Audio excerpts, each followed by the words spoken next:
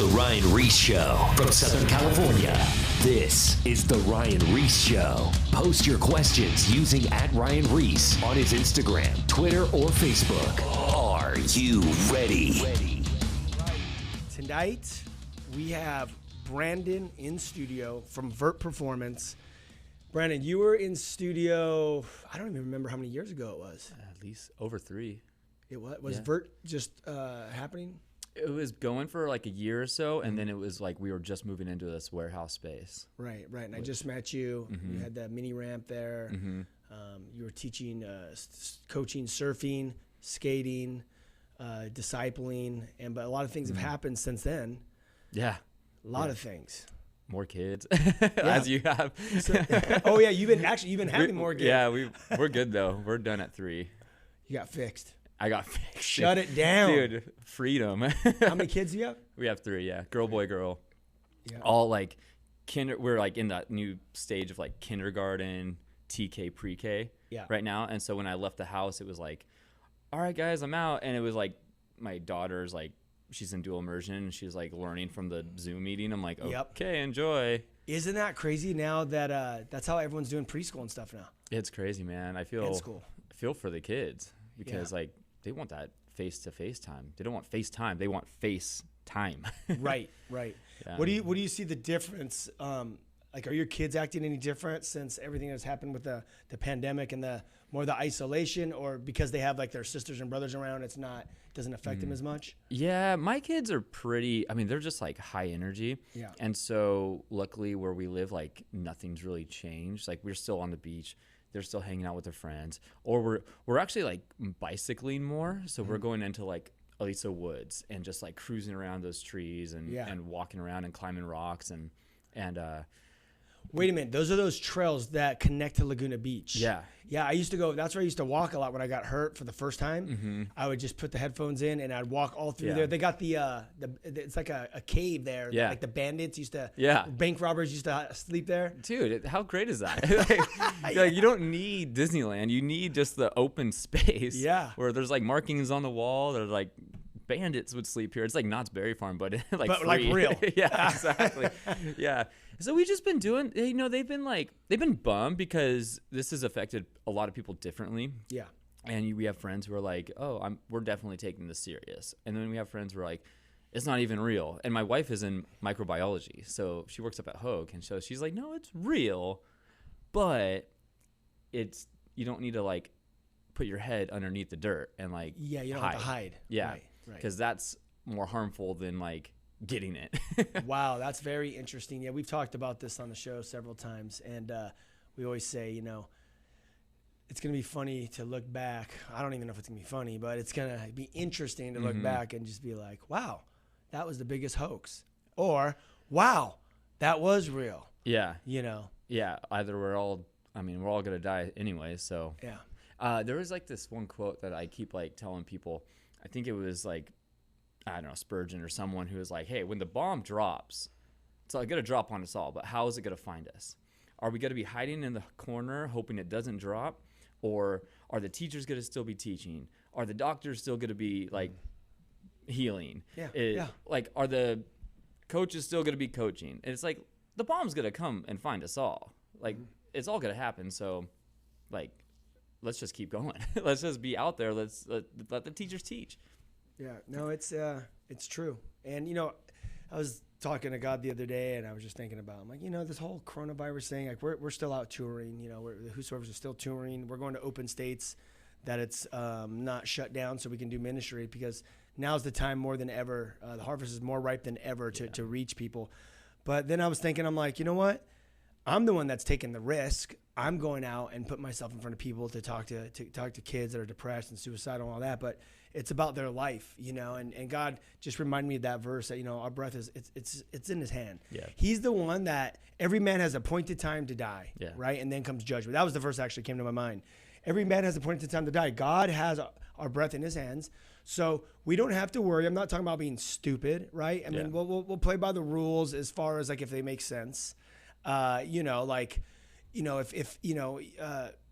we're going to go to a school and you have to wear face coverings, we're going to wear face coverings. Yeah. But we're going to continue to go out and live life and bring the gospel. I saw this little meme the other day on Instagram, and it showed like men in World War II or whatever. It shows them like bombing the beach, and it's like, 98% death rate. Watching them fall. Just right running you. up, getting mowed down by machine guns. Yeah. And then it shows men, 2020, they're in a business suit with a mask on their face, and they're hiding behind their desk in an office. Yeah. Sums it up, right? Yeah. That's how the world sees men today, or people in general. It's funny because that meme is so true, because it's like, what were the women doing? They were building the planes, like building the I don't know, all the things for the men to go. Like, their men were at war. They were inside of the warehouses wrenching. Yeah. And it's like, and the kids were probably like right there with them. Like, if you were too old to either fight or work, then like you're watch the kids. And it's like, but here we are today. We're like, man, people are like, I'm embarrassed to be from America. I'm like, whoa, that's a heavy statement. Like, you're free to move if you want to, but. Man. It's there's definitely a major divide, and the media controls a lot of stuff. Yeah. And I don't really believe most of the media. And I look at all media outlets. I'll watch it all. Yeah. I'll watch the liberal. I'll watch the conservative, and I just kind of see the theme between them. But I just saw this post from, or it was a news article that came out yesterday on UK Mail last night. And it was Joe Biden and Kamala Harris, and it said, Joe Biden can if he gets elected, he can end the pandemic. And I'm like, you bet your buddy can. Exactly. Why would you even say that? Like, you bet your buddy can. Yeah. And it's over. Yeah. Done. Like, back to normal life. I'm going to flick the switch, and because we are now in control again. And that's just the thing, man. Like, you've got to be able to see through this stuff. Yeah. 100%. Like, I don't want to. We know that this is not against flesh and blood. This is a spiritual warfare going on, and it's like people are straight up like demon possessed. Not in like the weird sense where it's like what was that movie, Exorcism or whatever? It's something like that. The Exorcist. Blair Witch Project. Yeah, one of those. Yeah. It was not in that, like, when we say demon possessed, we think like, like on the floor, shaking, foaming at the mouth. Yeah. Like, not like that.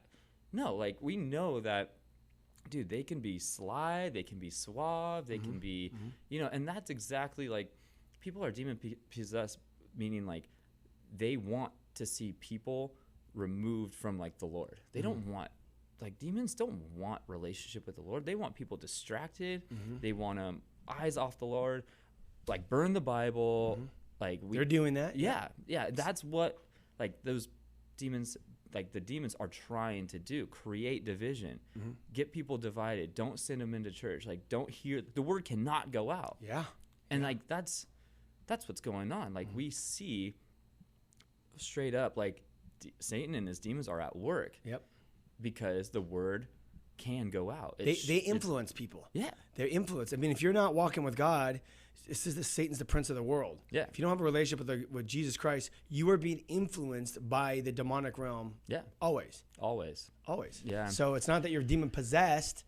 You could be influenced, and then there's obviously possession. But 100%. And with all that, what we just talked about, that would lead up to my first question for you.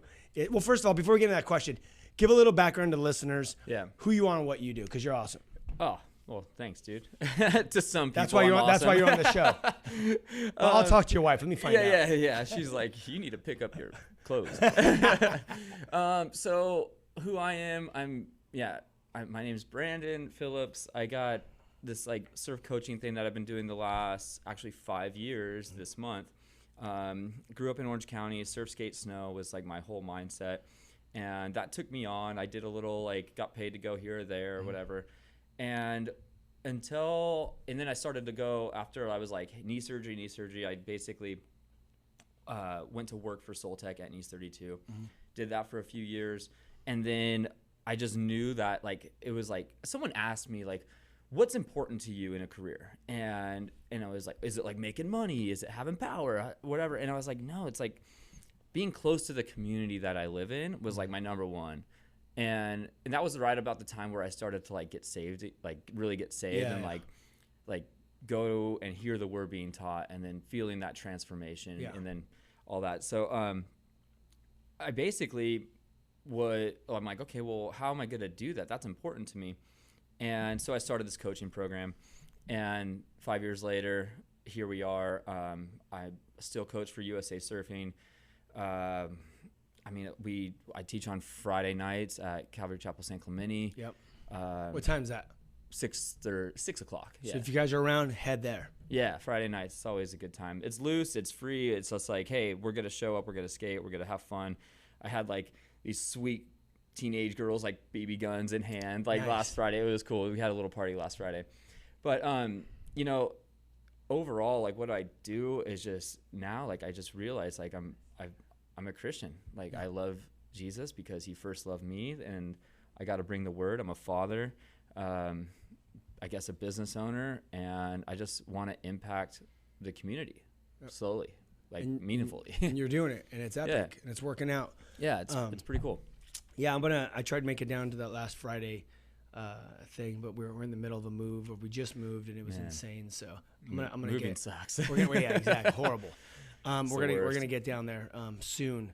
So with all that said, so here you are in your element. You're on the beach the other day, and piggybacking off what we were talking about at the beginning of the show and what you just said you do, you're having a conversation with your friend Chicken. Yeah. Me and Chicken were just, I'm coaching kids, and I'm on the beach filming. He came down, rode his bike down, and sits next to me and stuff, and we've been friends for a long time. He's watched me grow from, like, showing up at these retail shows like the ASRs and SIAs, like on mushrooms, to like here I am like leading kids in Bible teachings, like so he's seen the whole transformation. Totally sick. And he was telling me that he's like, man, I've never voted, I've never registered to vote my entire life, and he's like 45 years old. And he's like, but this year there's so much information coming in from both sides that I was just like, okay, I hear both sides and they're all very loud. I'm going to go on to like the Black Lives Matter website and see what it says.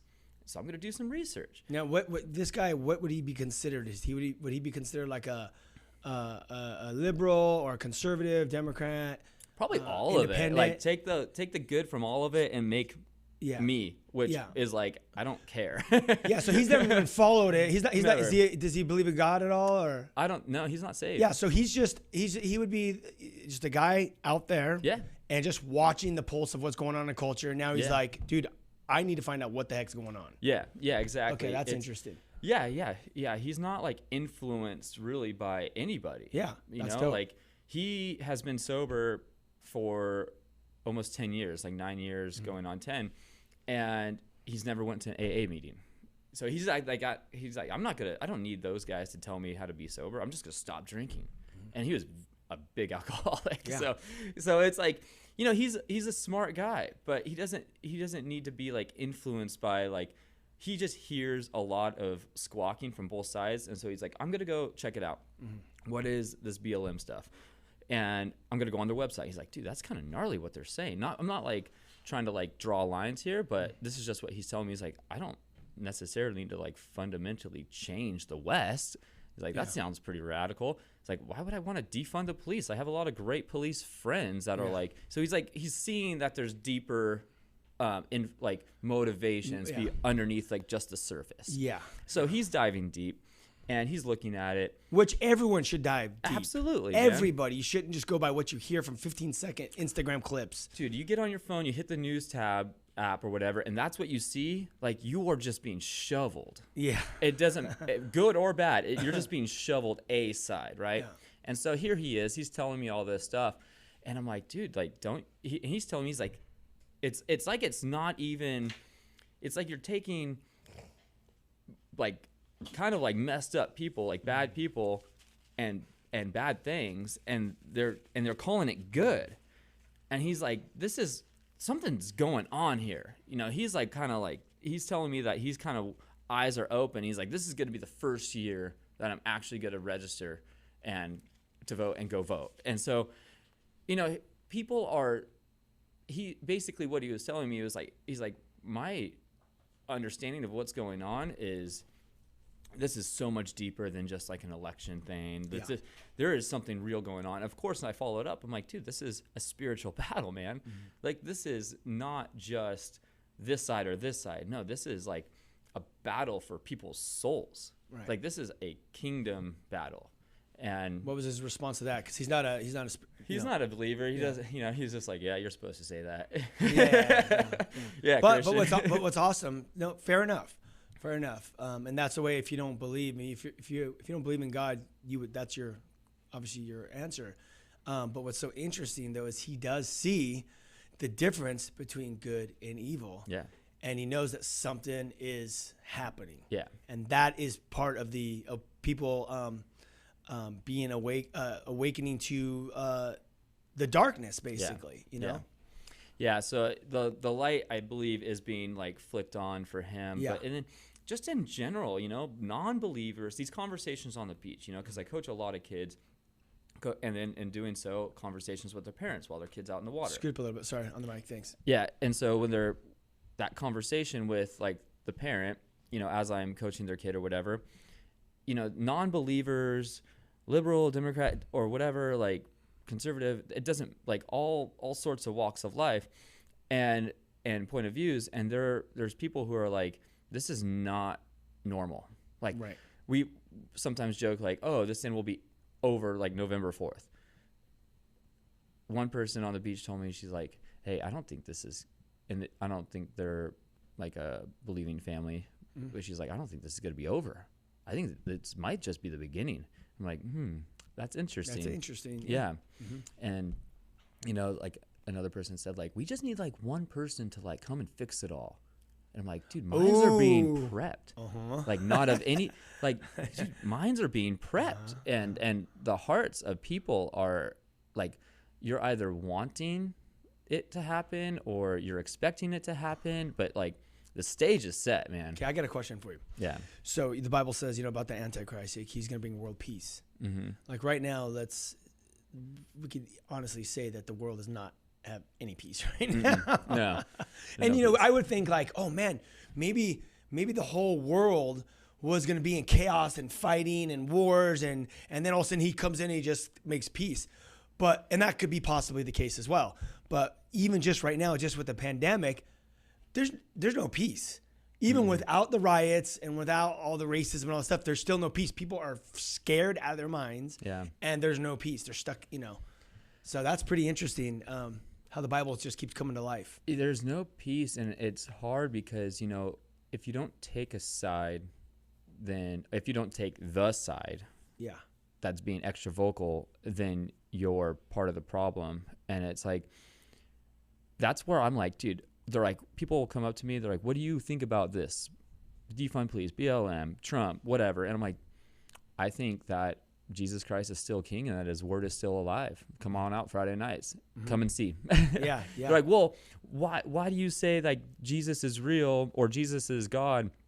What about all those other people? I'm like, you know what? Like, I think you are smart enough to make a decision. So why don't you just come out and see?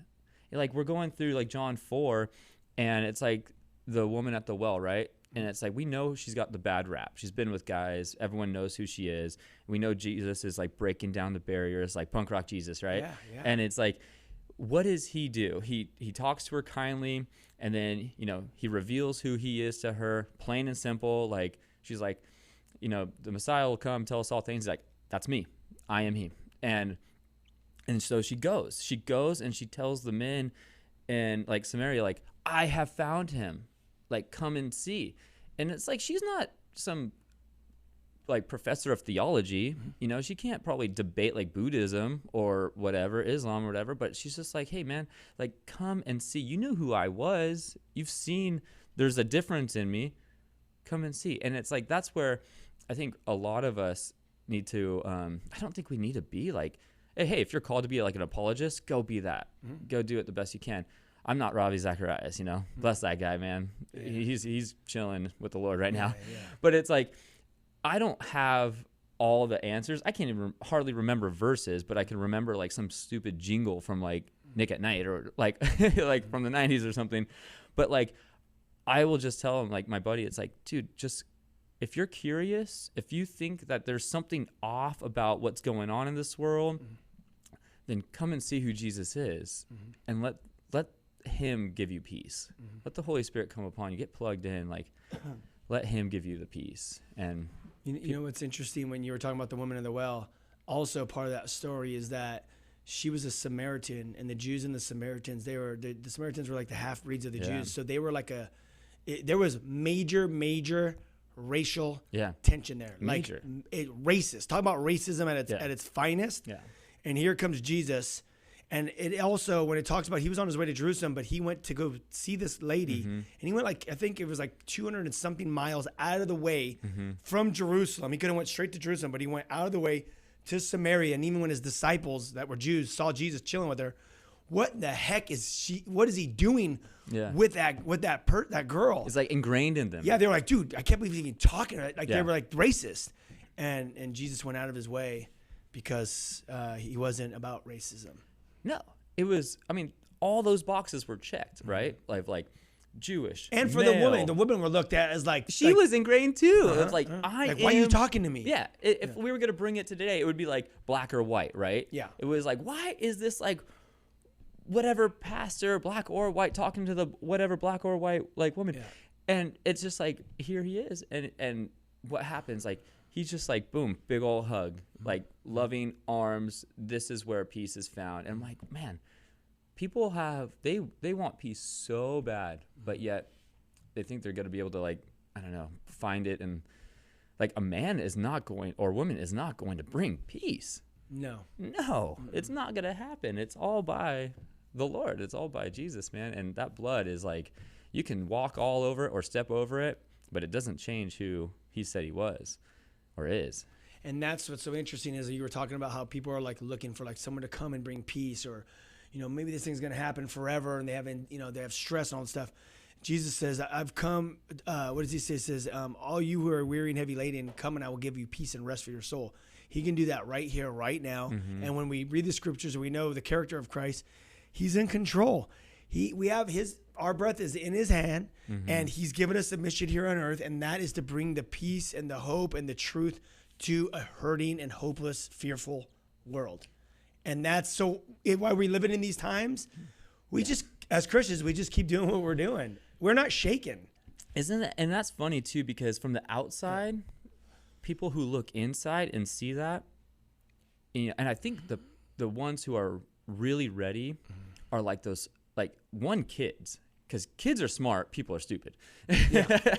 But it's like, I say that because, like, kids are so smart. They can see through the bogusness. You know, they see through the posers. They see through, if you're not authentic and real, like, they know right away. Yeah. And that's where, like, kids are so ready to hear. And it's like not up to us to like convince them or be like crafty or cunning or have like some light show going on, like, and like Jesus is like Jesus is exciting, but it's not like by like the ponies. Up. Yeah, you don't need like the ponies and the unicorn. Exactly. It's like, dude, bring them the word. There was a kid who came to the youth group, kid that I coach. His name's Kai. He's awesome. Love you, Kai. He's never been to church before. He had never heard the word before. Went, and he's already just being like, it doesn't matter if you are like the 60-year-old local salty dude at Salt Creek, all the way down to like the super cool kid in Laguna skimming. He's like, hey, you got to come to church. You got to hear this thing. And I'm just like, all I'm doing is reading. He showed up during like John 3. And he's just like fired up. And I'm like, dude, how, like, it's not by my like cunning or craftiness to like throw on some big party. It's like, just present the word true and simple, and like those ears are so ready to hear it. It just makes sense. But yeah, man, it's a funny like world we're living in. Well, now is the time. There is a couple more things I want to hit on. I know that God's been stirring you up lately, because we had a conversation the other day, and I feel like he's just doing something new. You hit me up and you were like, I feel like it's time for me to be able to go on a whosoever trip with you guys, because you've been seeing what we've been doing on the tours and just going out and basically just reaching the people right where they're at. And it was funny because when you were talking to me, you were just like, it's not about like keeping up with the Jones, you know, or the scene in a sense. And before we go to break, we have a couple minutes, but maybe break that down like a little bit about the scene or keeping up with the Jones. Maybe that's kind of like been in a place where you've been. I was there at one time as well, and I think a lot of people are caught up in it. But speaking that a little bit before we go into what God's doing in your heart now after the break.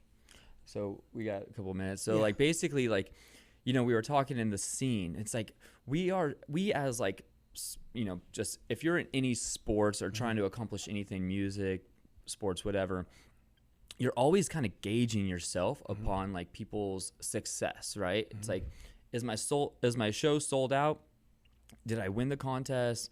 Did I get the sponsor? Am I getting the, you know, the views? The views, yeah. I was gonna say the mag shot, but dead. Views, mags, interview, and it's like as you're not even motivated by like progression and just enjoyment and being part of the crew and like doing it so much anymore. But you're just like, I gotta be in front. I gotta have people talking about me. I've gotta be there, or else I'm fear of missing out, And that's like, our kids are so burdened by that. I think all of us now are like burdened by that. You go online, you're like, oh, that was going on. I wasn't there. Oh, like I could have been there. That was my opportunity. So I finally was just like the Lord's been working on that in my heart for a while, but it was just taking a step back and realizing that it's never enough. It's never enough.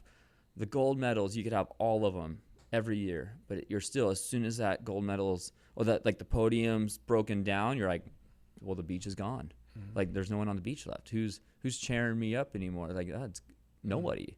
Who am I left with? I got nothing. Back in the hotel room, like debating on whether I look at the porn or commit suicide or just take down the handle of vodka or whatever. Smoke weed till your brain turns off. Yep. Yeah.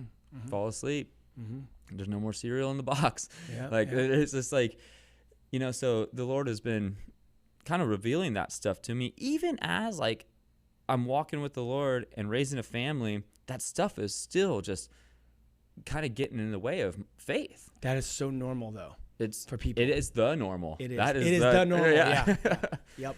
So that's where I've just been kind of like, you know, just through the word, you know, that's the season that I've just kind of been like tossing, like doubting. It's doubt, you know. I've been like, Lord, do you have me where you want me? Should I just be a cop right now? Should I just go and do this?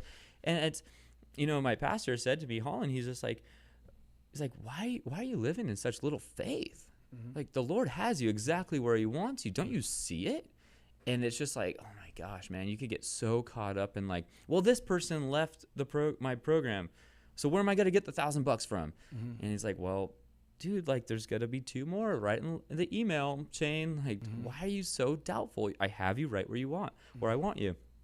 And that has really been the kind of like the eye opener for me as of lately of like, I don't need to be validated by the scene, by always being there, by having the most kids or the best kids in the program. It's all about like, what are you doing? Well, what are you doing for the Lord? Because that is basically giving me the desire of my heart. Like this is who he made me to be. And it's to be in fellowship with him, to be in the word. Hold that thought, because we're going to have you unpack all that, because we talked a little bit about it the other day, and it's going to be epic.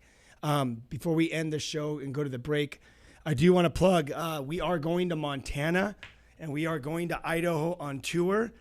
And interesting enough, we have been getting good feedback.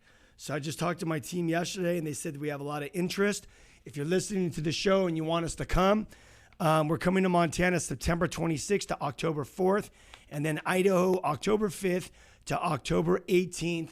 Sonny Sandoval, he just from POD, he said he's going to come and hang out with us, so that's going to be awesome. Now that he's not touring with the band because of the pandemic, he's going to come and hang out, mess around. He's a skater as well. We're going to do skate contests. We're going to do school events. We're going to do youth groups. We're going to do reservations. We're going to do juvenile detentions. And we're going to do anywhere we could get in. Yeah. So contact us at thewhosoevers.com. Book us, and we will talk to you in 2 minutes after the break. More of The Ryan Ries Show Coming up, post your questions at Ryan Ries on his Instagram, Twitter, and or Facebook.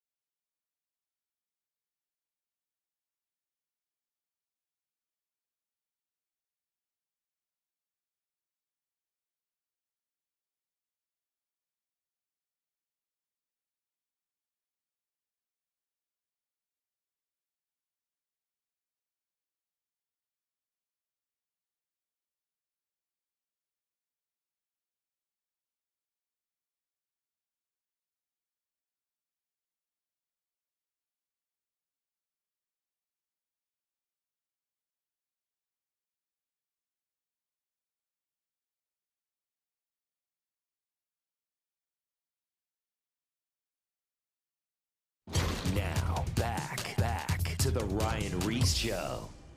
All right, we are back, and I got Brandon Phillips in studio from Vert Performance. He's from San Clemente. He does a night on Friday night at 6 o'clock. Yep. At Calvary Chapel, San Clemente, at Holland Davis's church. You guys have heard Holland Davis on the radio show many, many times. People love when he's in studio. That's who Brandon's with down there in San Clemente.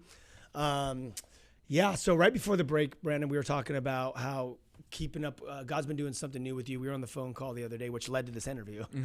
You were just saying, I feel like God's kind of leading me to maybe go on a whosoever trip with you guys, because I'm watching how you guys are just going out to, you said something like you're just going out to anybody's basically, out wherever. It's not like you're trying to go and reach, like, you're not just going to all the rock stars and to all the pro surfers and all pro skaters. You're just going out to the people. And I said, Brandon, that's what Jesus teaches in the Bible. We're just doing the Jesus model. And it's in Luke 9 and 10. It says that Jesus sent out the disciples. Well, first he said, follow me. He didn't ever told them where they were going. But as they followed him, then he sent them out, first the 12 and then the 72. And it says that they went to all the villages and all the towns. And it was that simple. Literally, we're just going to small towns, big towns, villages, and we're just touring and we're just preaching the gospel. And that led you to saying, I'm just tired of trying to keep up with the Jones or the scene. And that's so natural for you and me. And I think everyone that's even listening to the show, because we compare ourselves. Oh, look at that neighbor's car. Oh, look at the neighbor's house. He has a bigger house than me. Or, oh, look, he has the pool. I don't have the pool. We always comparing ourselves to people, which is that's just human failure. You know what I mean? But what's interesting is when we were on that conversation, I was just telling like, Brandon, when you just follow God and you don't keep up with the Jones, you just keep up with what he's doing. He's the one that gives you like the desires of your heart, and you find out who you are, your identity in him, and he reveals this amazing plan. And I think, you have a couple things to say about that. Yeah, it's funny because like how do we get sitting here, right? And it's like, well, it's not because we've done all these things in the past that we're like working our way up. It's actually like by just letting go. Yeah. Like letting go and being like, okay, like God, like I don't need to keep like killing myself just to be at every single place. I don't need to keep like hashtagging every single company just to be able to get to a company's like to get on the team or whatever. Like that's so tiring. I don't need to be posting 1 or 2 or 5 times a day to be able to get the followers so I can get on the show. It's like, that's exhausting, man. And so trying to keep up with that, the scene, and so much of that social media stuff is relevant, but even just in our little pockets of like, you know, kids can just be like, you could like grow up in like Laguna or Newport or whatever. And it's like, if you could have amazing car or amazing grades, but yet it's never enough. It's never enough. And so finally, by like letting go of all of that, and it's like, well, all right, Lord, how do I know like the will, right? How do I know your will in my life? Once I'm like getting out of the scene, I'm going to stop like chasing it so hard, because it's not who I am, really. We're not made to be like competing with each other. It's exhausting. It's exhausting. Can't do it. Yeah. You can't win. You can't. No, only a rat wins in the rat race. Buddy told me that the other day. I was like, that's amazing. It's true. But, you know, like, so it's finally when you're like, all right, Lord, I got, like, as a coach in a town like San Clemente, where there's just so much talent, a lot of people can think that your ability to coach well comes from like who you're coaching. And I remember thinking like, my role is not, if I continue to try to like grab the best kids, because that gives me value as far as like a coach, that doesn't, it never ends, because kids are always jumping around, moving in, moving out. A kid will come up, like be nobody one summer, next summer, and now he's amazing. Mm-hmm. It's exhausting, man. You can never do it. And so when we started it, it was just like, okay, I almost want like the nobody. I want the kid who doesn't know how to surf, because then I'm going to build him up. So just kind of like making this like hard left out of the scene and being like, okay, Lord, who am I? What have you made me for? And then we go, you find that example of John the Baptist, and he's like, I'm just a voice crying in the wilderness, man. Like, that's who I've made you to be. You are supposed to have a relationship with me and give out the word. And then, where do I do it? Where do you want to be? Like, what do you love to do? And where are you planted? And so for me and my wife, we're always thinking like, should we like hop on the California Exodus train and like go Where's everyone going? Not California. I don't know. They're going anywhere. It's no longer just Oregon, Texas, or wherever. It's like, they're like, we're going to Louisiana. like people are just bailing somewhere in between the East and West Coast. Yeah. Like finding that middle ground. But we thought about it, and it's just like that pressure of like trying to keep up. Do we have a good car? Do we have the house? Like, we got 5 people in a 2-bedroom, 1-bath. Mm-hmm. And our kids are getting older, and they're dropping some heaters in the toilet. And you're just like, dude, like, we need another bath. Lord, please. Like, we're good where we're at, but please bring, like, open those doors. Bring those people to be able to afford another bathroom. But, man, like, when you are asking the Lord, like, all right, I can't keep up anymore. I'm surrendering it all. I want that progression. Like, I want to be delivered, I want to be forgiven, and I want to be transformed. How do I do that, Lord? Where do you want me? It's like, well, he's given us, he wants us, he's made us for these purposes, right? And he wants to give us the desires of our heart. And so you got to ask yourself, like, all right, Lord, like, well, what do you love to do? Like, if you love playing music, sweet. What, like, do you have an outlet like around you? It's like, well, I got this church up the road that said we can play any time. Well, there we go.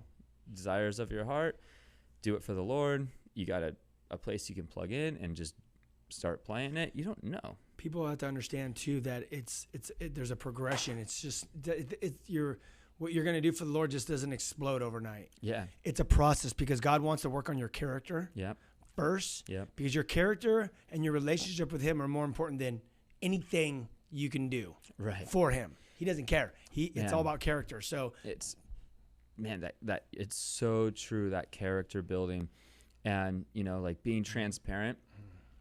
Like you can relate to this as far as like sharing a similar sin nature, man.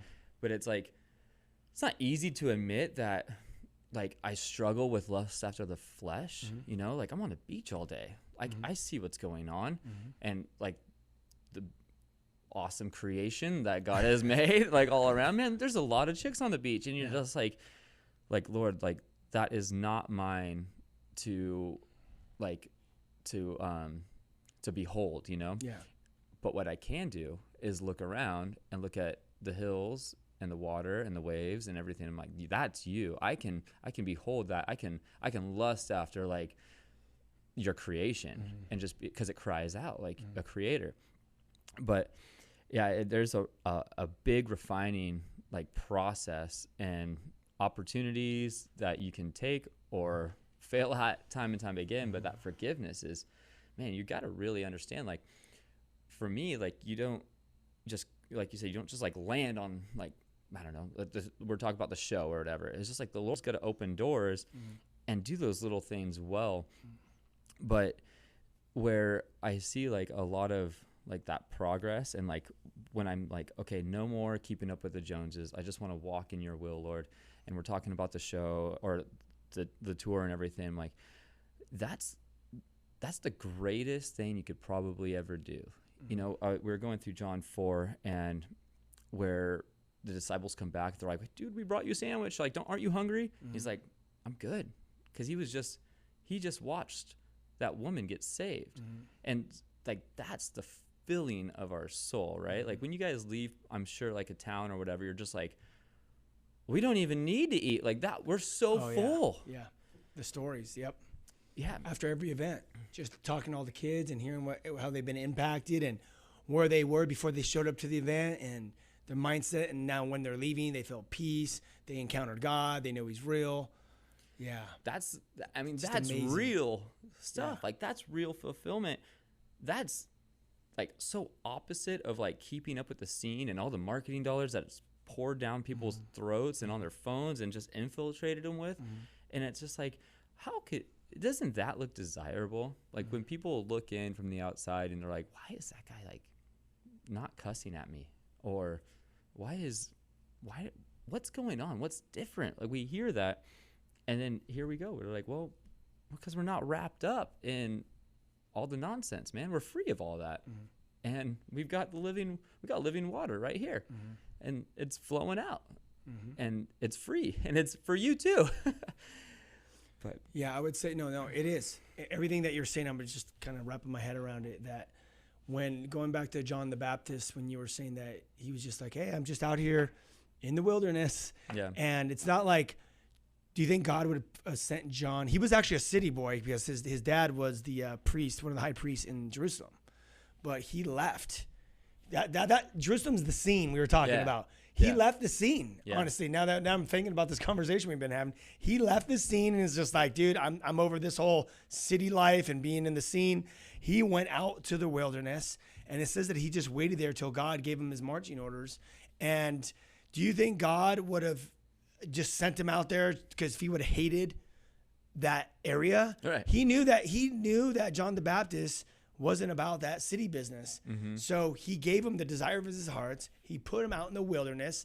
He was like a mountain guy, like locusts and honey, big old beard, fishing, hunting, doing whatever, he did. He's the outdoor guy. He was an outdoor guy, basically. And he was just out there. And God used him right where he was at, gave him the desires of his heart. He didn't want to be a city guy. He used him right where he was at. And guess what? People came to him. He wasn't doing Instagram ads telling people to come see him or anything like that. He was just there posted up in God's will. Yeah.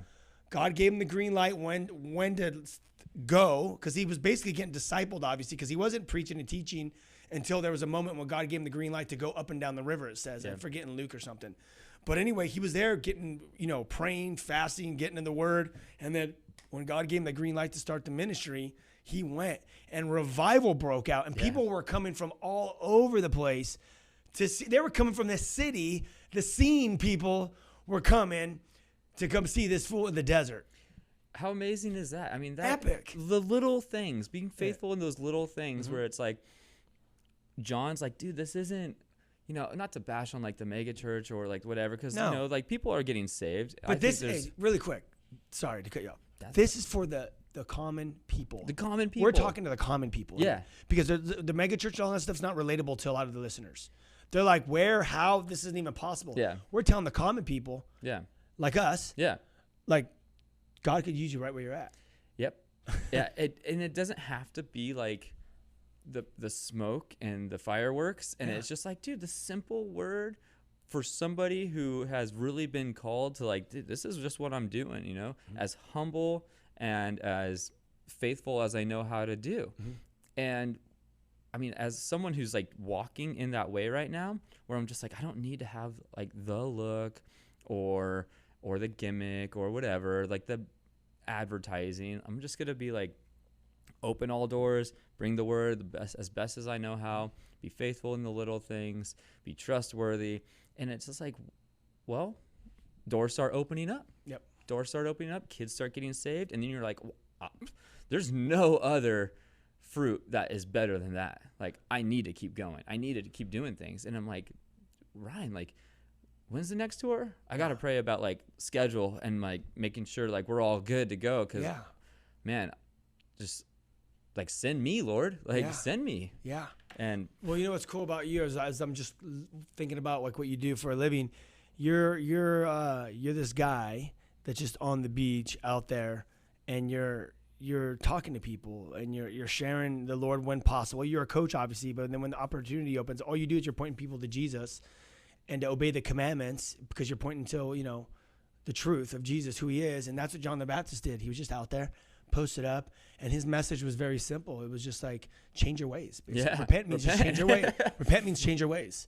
Like stop 180. Stop sinning. Yeah. And go to the other direction. And that's basically what you're doing. And God's using you on the beach. And that could sound just like being in the John the Baptist was in the wilderness by river because he was baptizing. Yeah. So he was just hanging up by some body of water, talking to people. And I love that too, because, you know, and it's like, I'm so grateful that we do have like a safe place to be able to hold, you know, like Bible studies at church. But then again, like we're like, dude, our governor in California has been like, no church, like shut it down, wear a mask. No, don't hang out with people. Don't sing. Like, okay, well, we could still do this on the beach. And so the church is now finally going out of the walls. And who is the church? That's us. Yeah. You know, we're not like the big flag marching down as a group. No, it's like individually.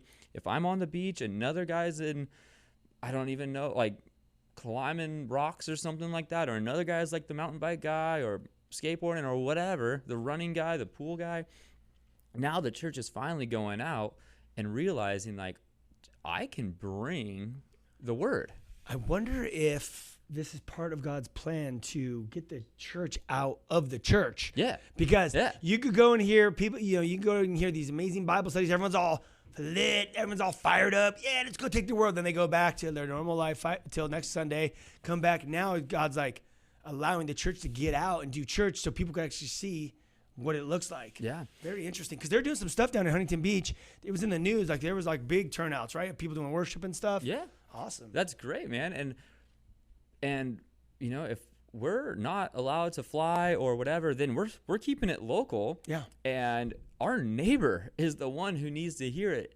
Because again, what we started talking about in the beginning, it was like, dude, the news thing, the political thing, that's just drawing lines, is drawing to like division with our neighbor, the people who we see the most often. We walk into Starbucks and it's like, dude, I know you're a Christian, and I'm so far on not a Christian that like I can't love you. We can't love each other. And it's like, well, dude, now my mission field is like right at home. I'm not going to China. I'm going to Starbucks. I'm going to the guy who I'm sitting next to in the water or wherever it is. And it's like those conversations, that showing of love is so that's such like the Father's heart right there. Just like, yeah, I can have that conversation. Like I know that person's hurting just by their actions. And it's like, okay, Lord, like, how can I approach them? And he's like, you know, I haven't really gotten that, like ask him about like that car accident or whatever. Like, you know, I haven't like gotten like that word yet to like do that, but I know the Lord works through that way. But it's more of just like, hey man, isn't today just like awesome? And they're like, how do you respond to that? Like, no. Like, oh, why is it not awesome? Or, yeah, it is awesome, huh? Yeah, like, yeah, it is. This water, so warm. And then let the conversation just naturally like progress into, are you drinking of this water or are you drinking of this water? Because I'm drinking of this water and I gotta give you some of this water. Like, how do you, I thought churches were like shut down because you guys are all idiots. You're like, no, actually come and see, come and see. And so just the opportunity to be able to like get yourself out of the scene and like really start, I think, like asking Jesus, are you real? Like, are you really God? Simple as that. And then it's like, watch the Holy Spirit just move and be delivered of sin. Be born again, be made new, be transformed. And then watch your neighbor go, what the heck happened to you? So it's, I don't know, man. You know what's another, speaking of opportunities, another thing that works for me is the way I kind of start conversations kind of with, where we're at in the world right now. It's a little bit different, but I'm just like, so how you hanging in there with everything that's going on like right now? Like, what's your thought? It's not like I don't have to come in. I'm not coming in to like bounce Jesus over their head or anything, but I'm just like, so hey, how you hanging in there with the whole pandemic and everything? Or you doing okay? Or, just kind of that. And they could right there, that one question will just open up the conversation. Oh, I don't know, man. I've been really scared, or, the conversation could go in any direction, but it literally opens, because people always go, well, Ryan, my biggest fear is actually just talking to people and opening the door to talk to people about Jesus. Well, you don't have to come out with Jesus. Like, you just go, hey, you're a sinner and Jesus needs you. You need Jesus. But it's more like, how you doing with all the pandemic and everything going on? Has anyone been affected in your family?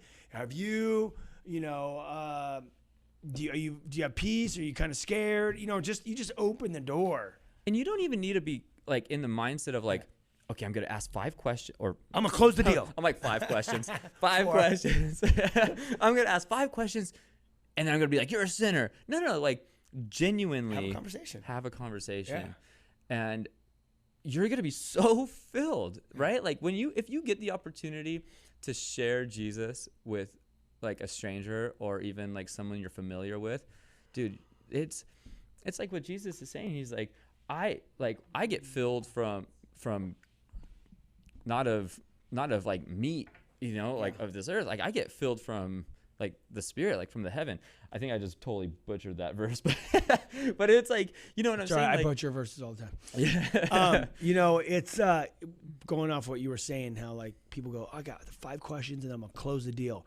You know what? You're gonna have a lot more peace and rest when you go into a conversation, when you're just going, you know what, I'm going to go talk to this guy. It's not about closing the deal, because the Holy Spirit is the one that closes the deal. He's the one that will open the door for them to want to give their life to Jesus. So if you go in with no pressure, like, I'm going to have a conversation with this guy. Do you know how many people I've had conversations with about just whatever, like nothing spiritual, just conversations. And then sooner or later, the door opens for me. Well, hey, Ryan, so what do you do anyway? You know what I mean? Like, it opens up, but I don't have to close the deal. There's not I don't have pressure, and I'm an evangelist, right? I don't have pressure to close the deal on everyone I talk to. I just have conversations with people. And then the door opens when God wants to open the door. It could happen that time. It could happen 4 times from there. It could happen 6 years from then. You're just a delivery boy. You just got to be open. And what I found that works great is just learning how to have genuine conversations with people, and just hear about people. If you ask them a question, they want to talk about themselves. What is it like? People are like their favorite subject or whatever. How are you doing? How are you hanging in there with everything that's going on right now? Well, and think how's about this affecting your life, your kids? Dude, they'll just... Well, school, right? We talked about school. Every parent now is like, not only are you a parent or like a husband and wife, so you got that relationship, and then you've got like your employee like responsibilities, but now you're a teacher. I'm like, I'm going to invoice the governor. Dude, I'm going to send him an invoice. Everyone, send an invoice. He has no money. He's been sued by everyone. I'm like, here's my invoice. But no, like, how are you today? Like, and not just like not like lip service, but it's like, hey, like, how are you, man? Like, you got a toddler and we're not even supposed to be like hanging out with people. Like, how are you? And just let let the love of people Yeah. like be restored, because right now, like our culture wants like no love. Don't show love. Yeah. That I think the worst thing, maybe it's being used as the worst thing, but it could be used better, is like that Next Door app or whatever. Like I made the mistake of going on and I was like, I need to buy like a bike rack. And I get these like email updates like Next Door, new topic. And it's like people just talking trash on their neighbors. And you're like, dude, this is like a full ministry right here. Just being on Next Door and be like, saw my neighbor like needing help with the garbage cans, decided to help them, turned into like having coffee, turned into like, whoa, they're battling cancer. Didn't know that. Like, ask your neighbor how they're doing. Like, Wow. you know, Wow. like, Wow. I'm like, there's a ministry opportunity right here, but it's just everywhere. like, I can't believe you. And this all comes down to killing the noise. Yeah. Staying caught up with the Jones or the scene, and going through those doors that God wants you to go through. And that's when all these opportunities everywhere. Yeah. Everywhere. Right under our noses. And God will show you, and he will give you the desires of your heart, and you will be having a great time. You'll be filled. You'll be filled. You won't even be thinking about lunch. We have a minute left. So any last words? Oh man, I would just say like, if you guys are on the fence, just be open to like, is Jesus who he says he is? Be open to that question. And like in your heart of hearts, like just pray that prayer. Like, are you real? Reveal yourself to me. And watch these people like come around you that are like, well, I guess you are real. And if you are a follower, a believer of Jesus, man, like get to work. Like get to work. Be willing to go, because the harvest is ripe and you got to go. If you want to know the model, it's very simple. Read Matthew, Mark, Luke, John, and the book of Acts. The model's there. Just watch what Jesus did from town to town, city to city, and read and see the kind of people that he hung out with. It was the whosoevers. It was just the anybody's. It wasn't all the kings and queens. He was just with the common people, rolling around the city with the disciples, common people. Yeah, man. Make sure you guys book us. We are coming to Idaho, and we're coming to Montana, and the dates are as followed. Montana, September 26th to October 4th. Idaho, October 5th to October 18th. Skate contest at the local skate parks, and we're going to hit the schools. Book us. We're coming to bring the Great Commission. Peace. Amen. Thank you for being on. Yeah, thank you. That was sick.